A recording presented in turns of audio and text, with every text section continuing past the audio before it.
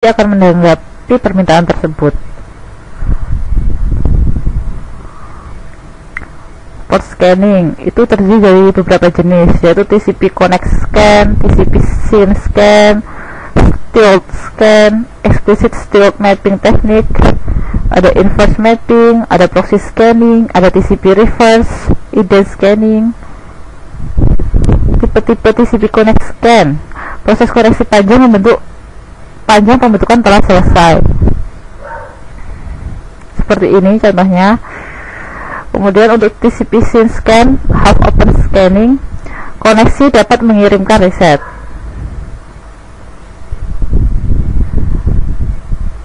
Tipe Post Scanning Stealth Scan, teknik scanning ini melakukan hal-hal seperti berikut, yaitu melewati aturan penyaringan, tidak akan didata oleh mekanisme target, dan mencoba untuk menyembunyikan diri dari lalu lintas jaringan.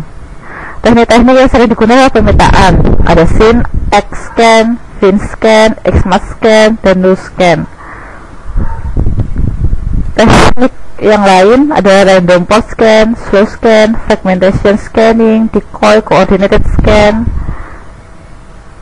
Port Scanning ada Random Port Scanning, itu misal mengacak urutan port diperiksa dapat mencegah deteksi.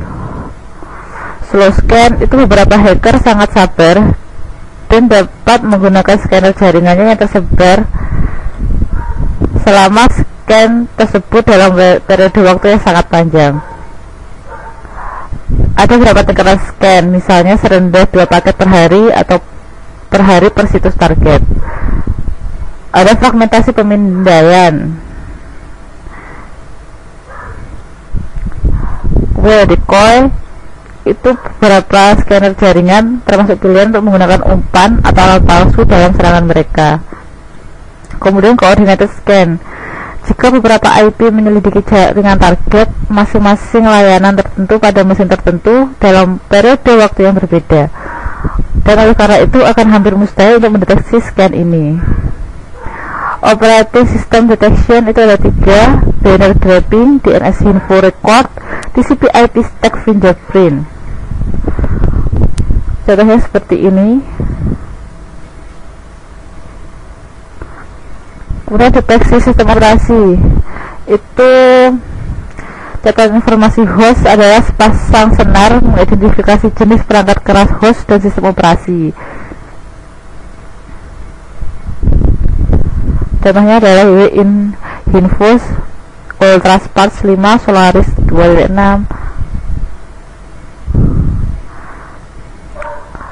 Ada TCP IP fingerprinting. Ini adalah ide-ide untuk mengirim paket TCP tertentu ke IP target dan mengamati respon yang unik untuk kelompok tertentu atau operasi individu.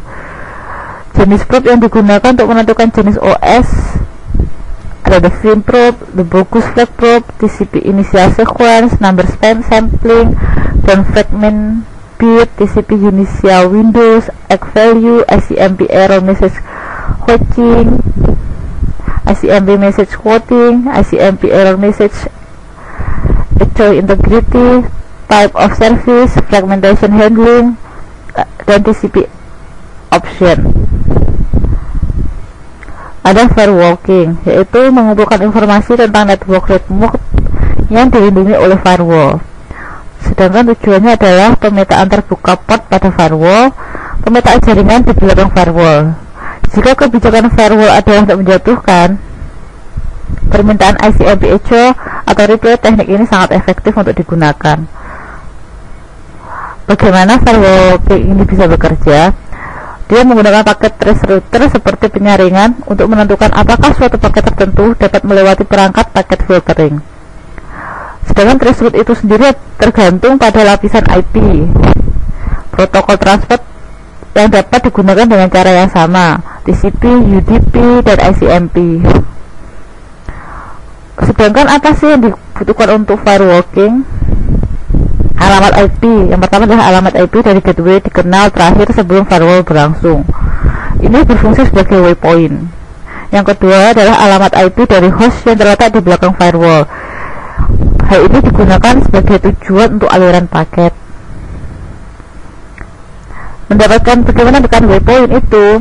Jika kita mencoba traceroute mesin di belakang firewall dan diblokir oleh filter ACL yang melarang probe, gerbang terakhir yang menanggapi firewall itu sendiri dapat ditentukan. Firewall menjadi titik arah. Untuk mendapatkan mencapai tujuannya, traceroute mesin yang sama dengan traceroute berbeda-beda menggunakan protokol transport yang berbeda. Jika kita mendapat jawaban bahwa lalu lintas tertentu diperbolehkan oleh firewall, kita tahu host di belakang firewall. Jika terus terblokir, maka jenis lalu lintas ini akan diblokir. Mengirim paket ke setiap host di belakang perangkat paket filtering dapat menghasilkan sebuah peta akurat dari topologi jaringan. Lalu bagaimana menghindari ancaman itu? Nama aturan untuk administrator sistem Unix untuk mematikan setiap layanan yang tidak digunakan.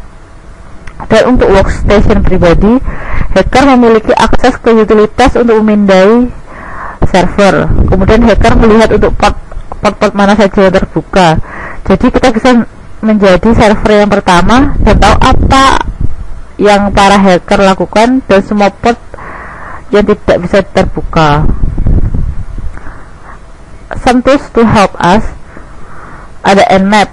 Ini adalah utilitas yang memindai server tertentu dan memberitahu kita port mana saja yang terbuka. Kemudian ada Ethereal.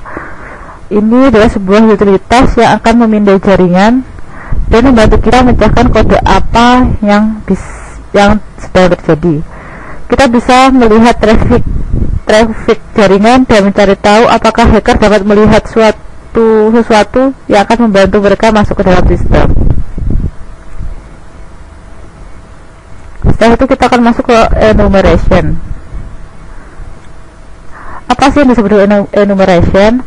Yaitu mendapatkan informasi tentang akun, jaringan, sumber daya, dan layanan berbagi. Kategorinya bisa sumber daya jaringan dan shares, ada pengguna dan kelompok, dan ada aplikasi dan spanduk. Teknik-teknik yang bisa digunakan adalah menggunakan Windows NT 2000 dan XP, dan bisa menggunakan Unix atau Linux. Ini adalah contoh footprinting dan enumerasi yang menggunakan netcraft.com. Seperti ini tampilannya. Untuk enumeration Windows, protokol menyediakan informasi chief atau SMB dan NetBIOS melalui TCP port 129. Windows 2000 atau XP menambahkan port lain, SMB atau 445. Dengan komen seperti ini, kemudian menyaring NetBIOS terkait TCP UDP port itu mulai port 135 sampai dengan 139.